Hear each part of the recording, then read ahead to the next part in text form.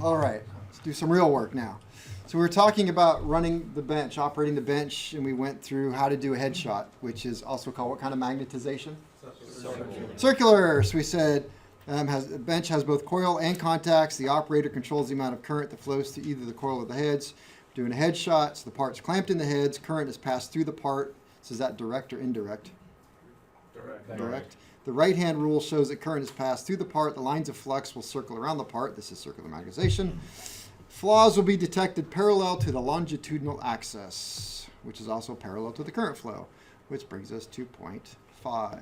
But I want it in black. All right. The amount of current.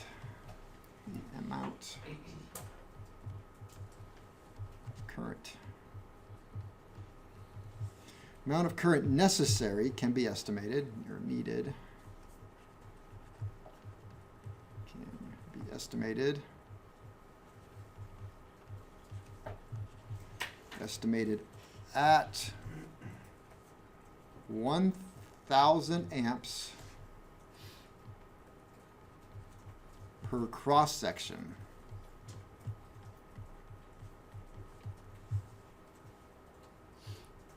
Of diameter. So I could say D times 1,000 for a round part.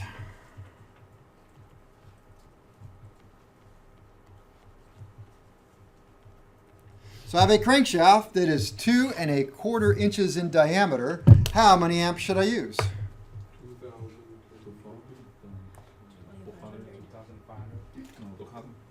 And a quarter. 2,250. Is that what you said, Steve? Yeah. Like you didn't say it earlier today. Because I learned it from you today. It's like, no, it's about that long, so. Okay. I was thinking like Round. Okay.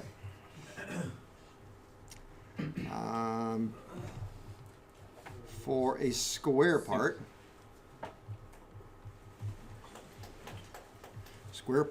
So one of the things that you can get for doing NDT is, a part, say like this is my square part, but it's a 1/2 inch thick. All right, so what would I do for this? For a square part, use 1,000 amps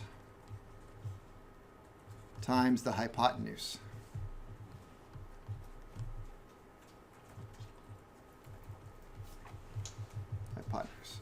So what's the hypotenuse? This corner to that corner. So measure this corner to that corner. So this is what, about 7 inches? So how many amps would we use? Seems a little excessive. 70,000. Well, that's what I got in the book. That seems a little excessive. I wouldn't use 7,000 amps on that.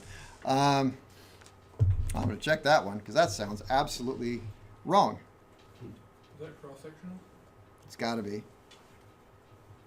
Let's just put a big question mark and come back to that one because that does not look correct at all.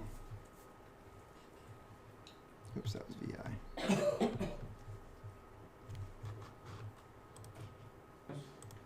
Yeah, I believe this is going to be, this should be, I think, 100. So That would come out right because I would say, 700? yes, I would say a part like this, I'd want 700 amps. I mean, I just know that's what it would be. So we'll just change that. That's got to be correct. But it doesn't say in the book. Not this book. No, I'll have to find a book where I got it. But I tell you from experience, I know that to be about very accurate. That would make sense to me.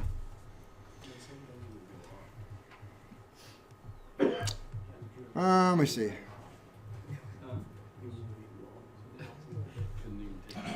I do have one publication. So I'll write this. Some publications will require the use of a Hall effects meter. You guys know what that is, right? Use. You do. We've used it. Of a Hall effects sensor. Do you not remember what a Hall effects sensor is? Oh, that's what that's called? This thing, or a Tesla meter. Oh. Oh, that Tesla thing. meter. All right. That was about $3,000, that machine. To measure the Gauss. To measure Gauss. Minimum is 30. But here's a problem with that. I'll tell you a story. Hopefully I don't embarrass anybody. But if I do, it won't be in this class. So when I went to a school that I won't mention, and we were going through this, we did have a plate like this. It was roughly this size. I'm glad I have this. And it was a weldment going down the middle, and it was a known flaw weld. So you buy these things. I don't know. They probably just use welding students who screw up and sell them to you, the flaws for a lot of money. But anyway, so we were working in pairs, and I was with this girl, and she knew her stuff. She did, I forget what she did, but anyway, she ran a Magnaflux machine on something. And so the teacher wanted us to Magnaflux. First of all, the Magnaflux machine, he didn't know how to run it very well. So we put it in. He's like, no, you have to use a Hall effects and only turn it up real slow until you can get to, I think he said 20 Gauss. So here we have the Hall effect sensor sitting there. And the problem, I'll tell you this, the problem with the machine is somebody came in and said, hey, be careful because it had an analog ammeter and it had a shift button, it had high and low speeds. It said, be real careful with that ammeter because if you have it on like low and you put too much amps, the needle will peg and it'll break the needle. So he said, just be careful you have it in the right setting. That's what he said, but the guy was like, didn't understand, and he was like, oh, I think we can't, we're supposed to use the machine with just very low amperage. I'm like, anyway. So he kept having us turn up the machine in very small increments until we got to 20 Gauss. And I look at the ammeter, and it was low. So how many amps did I say? 700. Okay, because it's about 107. Yeah, that's what I was looking for. I was looking about somewhere between 700, maybe 1200 at the most. But he's got us down to like 250 amps. I'm like, you can't measure it. It was like it's a half-inch thick. You can't do 250 amps on that. We were getting the Hall effects sensor to read it, but I don't even think it was remaining residual. And so hopefully from what I've taught you, that we have the hysteresis curve. So if I can get the Hall effects meter with the power on to read 20 Gauss, what happens when the power's off? We're going to come back, drop to retentivity, and this is mild steel. So retentivity is going to be high or low? Really low. All right, so I got no retentivity. Couldn't get a flaw. So he walked away for a minute, thankfully, and I looked at the girl and I said, this doesn't seem right. She goes, yeah, I know it's not right. I'm like, good, I'm glad you said that. I go, what would you do? I said, I'd go to about 700, 800 amps. Let's do it. He's not looking. So ran the machine, 800 amps, boom, flaw just jumps out at us. Well, there you go. There's your flaw. Well, how did you guys get it while I was gone? I don't know. Magic. Just got lucky. No. We turned it up real slow. All right. What's the problem, though, if I'm doing a crankshaft and I got it in the heads and I'm doing a head shot, which is circular or longitudinal? Circular. What's the problem with using a Hall effects sensor there?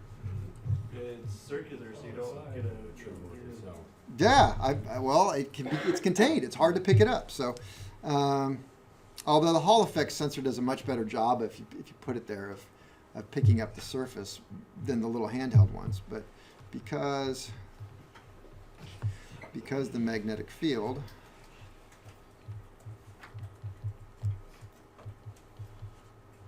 I'm using the pencil. Is it better when I use the pen?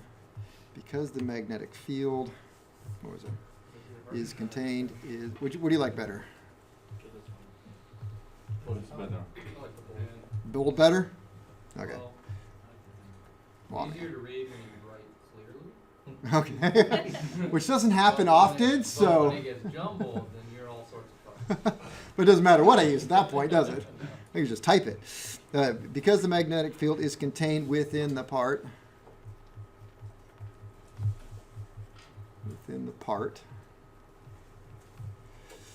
Field indicators.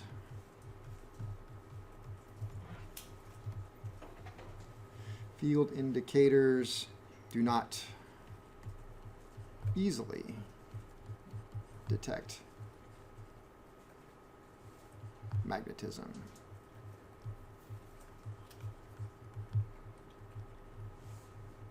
All right, yeah. How much are the little Gauss meters? Oh, I don't know. They're probably pretty cheap, I think. I don't know. What would happen if you put one in the inside the coil and magnetize it? Do you think it would it just Remember, it's break got a and- little tiny bar magnet in there, so you don't want to screw. As long as it remains a bar magnet, you're fine. But you demagnetize it, and I think that'd be a bad thing. I think Well, I it, was just thinking, would something cool happen, or? I don't think something cool would happen. I think you'd be buying a new one if you think that's cool. It's gonna be so cool, it doesn't show you anything. All right, so that's our head shot. Coil shot.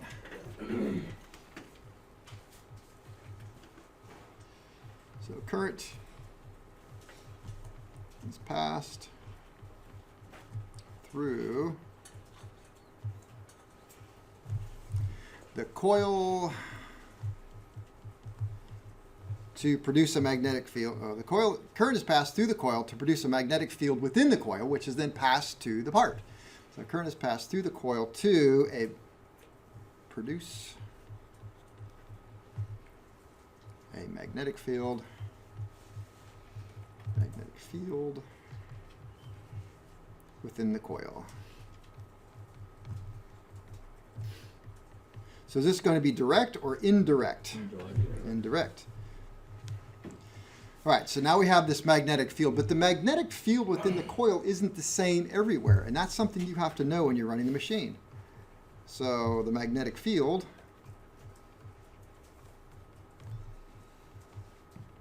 is strongest. Where's it going to be strongest, do you think? In the middle or near the edge? Near the edge. Near the edge is correct. Near the strongest next to the coil and diminishes toward the center.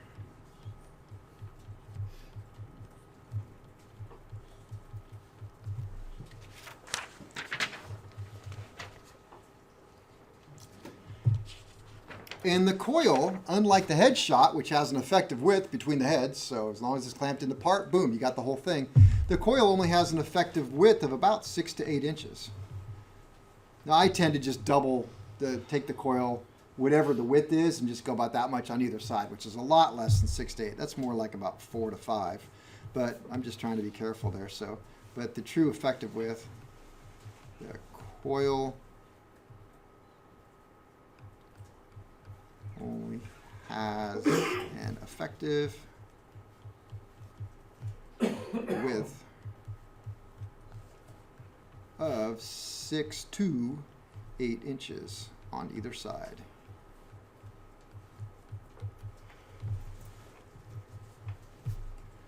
What kind of magnetism do I get? Longitudinal. Coil produces longitudinal magnetism.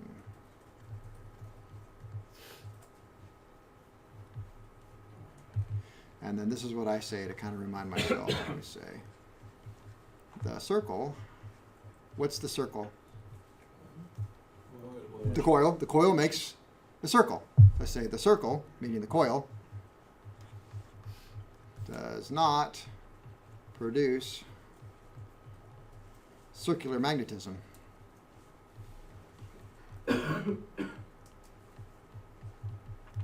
Hey, if that helps you, great. If it didn't, sorry.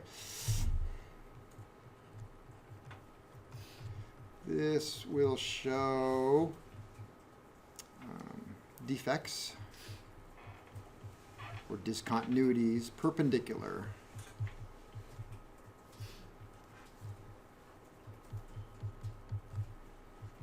to the long axis of the part. I would rather say that it produces indications parallel with the coil, such as this. So perpendicular, it's a long way to go around, perpendicular to the long axis. So this is the long axis.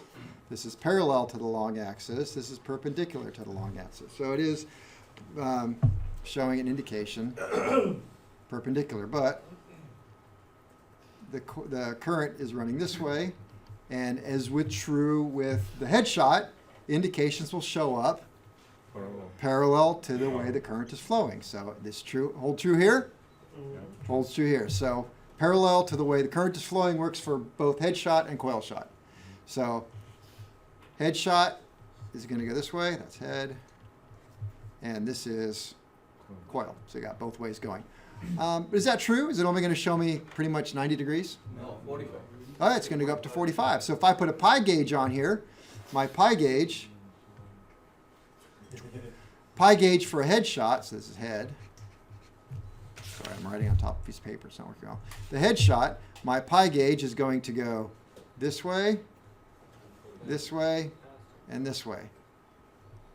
Now if I do on a coil shot, my pi gauge is going to a coil.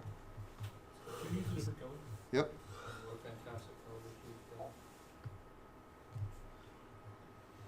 Better? Not really, but continue. Good enough. Pi gauge. It's going to go this way, and that way. So what's missing? This way. It's missing? That way. So you get up to and including 45.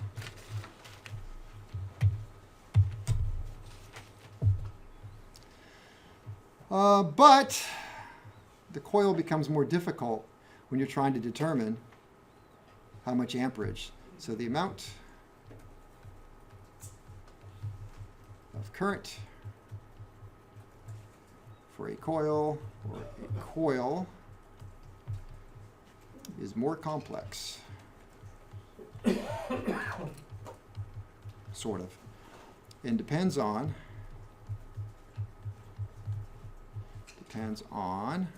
several factors. So these factors are, 1, the fill factor. Too bad it wasn't spelled PH, I don't know. Fill factor, the position of the part.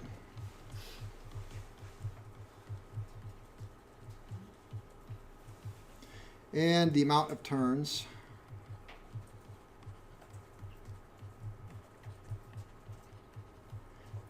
in the coil. Which one of these can you control? What's that? Which one can you not control? 1, 2, or 3? 3. You have no control over 3. You have control over 1 and 2. Because, well, actually, I take it back. Do you have any control over the fill factor? No, you have no control. So, no control.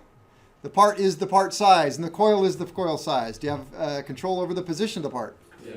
Yes. Do you have control over the amount of turns in the coil? No. No control. Okay, so you're going to get what you get. And don't have a fit. All right, so the first thing, though, you have to figure out the fill factor. And the fill factor, I don't know if I've got something here. Yeah, we'll come back to that. Fill factor is how much of the part fills the coil. So it's going to be different for every coil size. Our coil happens to be a 12-inch coil with 5 turns. So we have 5 turns. 5 turns, and we have a 12-inch coil. So, all right, so we got to figure out the fill factor. So determining fill factor. Now we're going to do maths. So you're going to get your calculator out.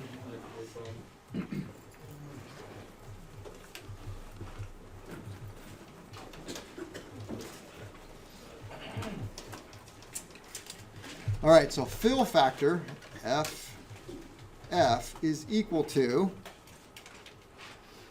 pi RC squared over pi RP squared, where this is also saying pi times the radius of the coil squared over pi times the radius of the part squared. The pi and pi cancel out. What's that? Not if you multiply it first. I don't think it does. Will it? Because you square it. It's fine. No, you're squaring the radius, not the pi. Basically pi r squared over pi r squared. I know, you think it would. Well, that's the formula they give me, and I haven't thought it through enough.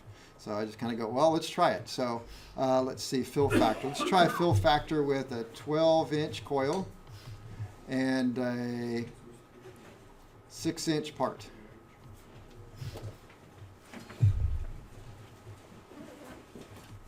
So pi times 12 squared over pi times 6 squared. So if that cancels out, then it's just 12 squared over 6 squared. So 12 squared divided by 6 squared equals, so we get 4. Fill factor of 4. Yeah. So let me see. Does it work out both ways? I wonder why they would do it that way. They're all 4. 12 times, oops, exponents first. So it's 12x, yeah, it should, 12x squared times pi equals, I get 452. You guys doing it? Yeah. 6x squared times pi equals, yeah, it is 113, so 452. I can see it divided by 113 equals 3.8. Beats me why they did it that way, just to make your life miserable, I guess. Okay, so we got a fill factor of 4. Okay, roughly. All right, so this is the way it really is kind of weird. Let me see something. Wait a minute. All right, try one more.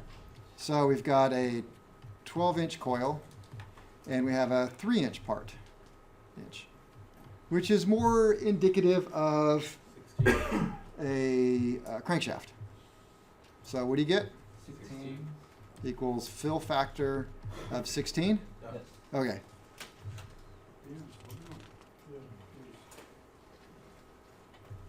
What? Is fill factor the actual like surface, like the cross-sectional area of the part? Yes, so fill factor would be, so here's my 12-inch coil, and let's say I've got that 3-inch part right here. That's a low fill factor, so it's a low fill So it factor. just goes in like low, medium, high? Yeah. Okay, you don't have to get the exact. Well, I'm going to show you I mean, right now. if you had a complex part. But he's going to show you. No. You have a complex part. Okay, you have a complex part that goes 3 inches, 6 inches, 12 inches, 2 inches, 1 inch. That's what you're talking about? Yeah. Okay, so if I, well, that's just where you just got to start using your head. Just got to think, okay, it's a really good question. So what if you have a part that's like 1 inch, then it goes really big, and then it comes down to something that's medium, and then it goes down to something small. All right, so that can happen. All right, and the problem is if you are using amperage to solve this, you're going to overshoot it here and here. Now, what's the danger of overshooting it in a coil shot? Heating a false indication. Well, you're not going to heat the part up because it's indirect magnetization, so it's not going to get hot. False indication. You're going to get a false indication in this radius right here, possibly. Why? Well, because you're going to have flux leakage out of here. Oh. So you're going to get, and that's just going to be part of the game. You're going to get some flux leakage in this corner and this corner. So now, depending on the width of this, it'd be nice if this was about the same width as the coil, and then I would do it in sections. So I would do probably, well, I'll tell you what, once you shoot this, you're going to have a magnetism over here, depending on the width. So then it's going to depend on the width. So if it was a really long part, then I would do the coil over in this section first and use the appropriate amperage for these. Then I would move the coil over here, do it for that one, and then the coil over here for that. You're gonna wear out your But yeah, I've had to do weird parts that way, and you see it. You can tell when it's a narrow part and you've really overshot it. Then you can see that you get way more indications on these small parts than you wanted. It's picking up things that you didn't want to pick up. Yeah. I have a really weird question on the math here. I keep getting different numbers. When you take like the 12-inch coil and the 3-inch part, Yeah. since it's pi times the radius of the part, wouldn't the radius? Oh yeah, be 6-inch part. I meant to say this is supposed to be the radius, so that's 3. So 3 inches. You all messed up, and let me mess up too. So that's 3 squared. The radius. Oh, maybe, you know what? I think I said the radius of the part. I think I did say that verbally. I said it's a 6-inch radius part or something. I don't know. But okay. So that's why I would come back to this one. I said, let's do one more. I said, so we got a 12-inch coil and a 3-inch part. Should be 1.5, right? So let's try doing it correctly this time. So it's, oh, I don't know why. Pi times the radius squared, pi r squared, and divide them out, but we've already figured that out. So what is the radius of a 12-inch coil? 1.5. What? 6 squared. What is the radius of the 3-inch part? 1.5. So what is my fill factor? Should be the same because I halved it. Equals 16. Okay. Make sure you do it right. What about five? Okay, are you doing 6? X squared is 36 divided by 1.5 x squared equals 2.25. I did it right. So 36 divided by 2.25 is 16. Even if you do 12 squared over 3 squared, it still comes up Same to thing. 16. I know. Well, as long as you screw up together, like we did the diameters here, and then we did the radiuses here. So let's do it right. So, okay. So there's low. I'll use a different color because I can now. Medium, and of course, high.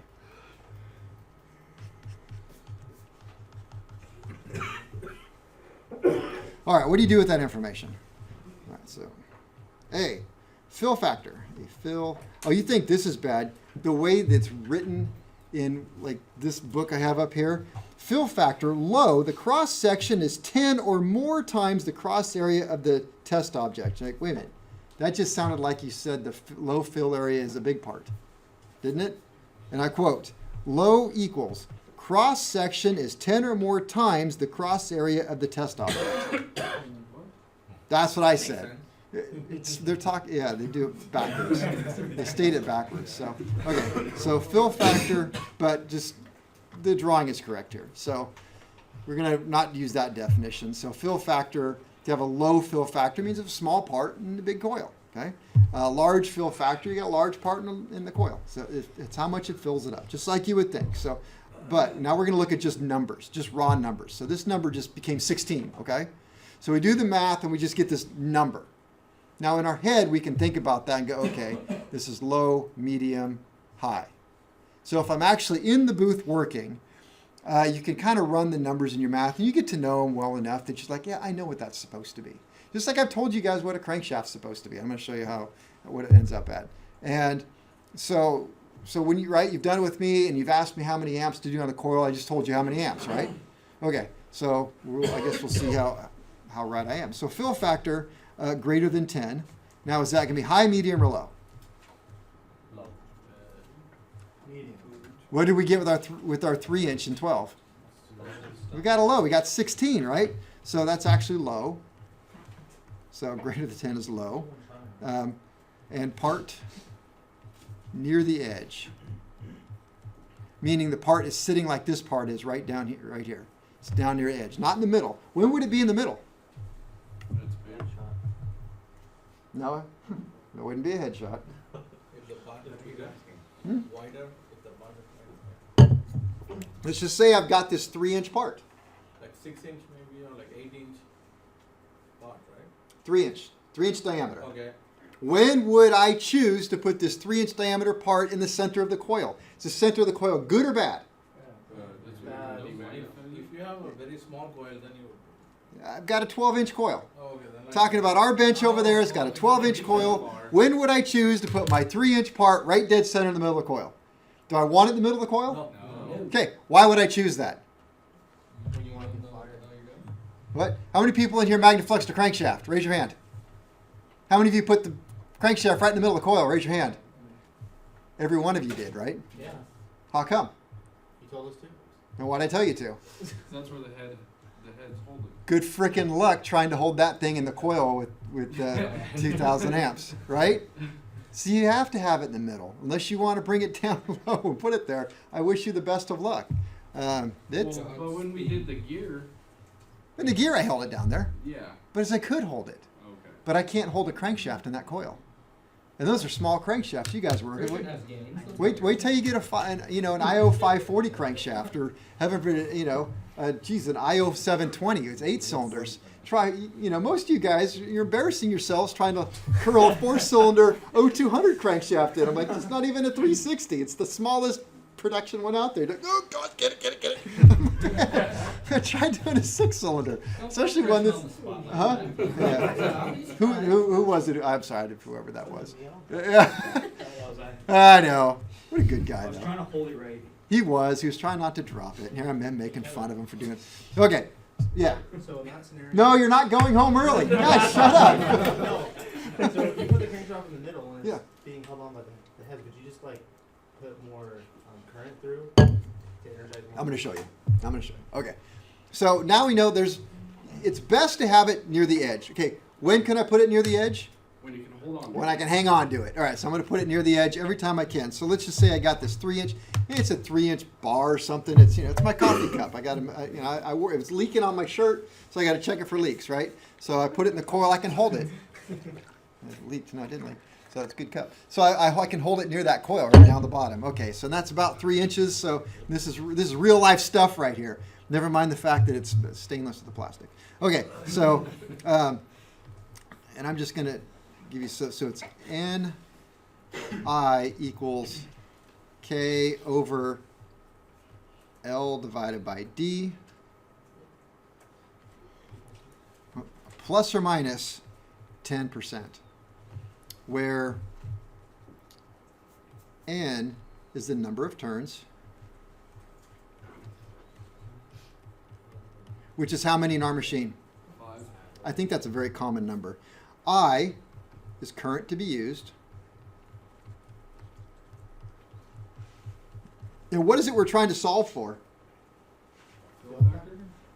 We know the fill factor. Fill factor is Good try. fill factor is 16. So it's the radius squared divided by the coil over the radius of the part divided by the radius of the coil. Or as we now know, the diameter of the part or diameter of the coil. Either which way you want to go. It's going to give you the same number. So I is we're trying to determine the current to be used. Amount of current. We want to know the current. So we got this 3-inch. That was my question. I got to put my coffee cup in the coil. How much current do I use? Is it a high or low fill factor? Low. Low fill factor. What's my number? 16 Something. 16. We already determined it because this is 3 inches. Trust me. I just measured it. All right. We want to solve for I. We're trying to figure out how much current to use. Everybody with me? Yeah. Okay, so to figure out how much current to use, first thing we have to do is figure out the Number of turns. Number of turns. The numbers of You have to figure out the fill factor to determine how much current you need to use. we got to figure out the fill factor. We did already. All right, now we're done. Now okay, we're gonna go. Now what are we trying to figure out? Number of turns and current to be used. The current to use. The K. We're trying to figure out how much freaking current to put in. Wasn't this the whole point of this? You guys got to catch up with me here. You put a part in the Magnaflux machine. You got to figure out how much current to give it. Trying to help you figure out how much current to use on a coil. Got it. Yeah, got it? Got it. How much current do you use if it's in a headshot? 1,000 into 1,000. Square of the diameter. A round part. Round part. 5,000 times 1,000. D times 1,000. Okay. What about a sort of a flattish square part? 100 times 100 Not D. Okay. Hypotenuse times 100. How much current do you use if you put it in a coil? We're gonna figure it out. Okay, you're gonna figure it out. Jeez, I'm gonna give you a break. Maybe you can get your head out of you'll have some coffee and wake up.